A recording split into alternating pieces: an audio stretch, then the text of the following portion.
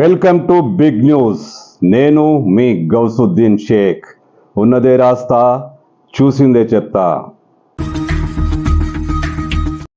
హైదరాబాద్లో హైడ్రా సృష్టిస్తున్న ప్రకంపనలు తెలిసిందే. హైడ్రా ప్రకంపనలు అందరికీ సుపరిచితమే. నాయకుల గుండెల్లోనూ, విఐపీల గుండెల్లోనూ, సినిమా తారాల గుండెల్లోనూ హైడ్రా ప్రకంపనలు కనిపిస్తూనే ఉన్నాయి. హైడ్రా కూల్చివేతలు భారీ ఎత్తున కొనసాగాయి.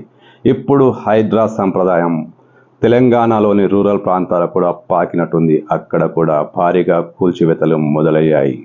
మంచిర్యాలలో ఒక బీఆర్ఎస్ నాయకుడి 5 అంతస్తుల భవనాన్ని హైడ్రా కాకుండా అక్కడి మున్సిపల్ అధికారులు కూల్చివేశారు. పూర్తి చట్టవిరుద్ధంగా ఉన్న ఈ భవనాన్ని కూల్చివేసేందుకు మొదట్లోనే నోటీసులు ఇచ్చామని, అయినా స్పందించకపోవడంతో కూల్చివేత తప్పలేదని అధికారులు అంటున్నారు.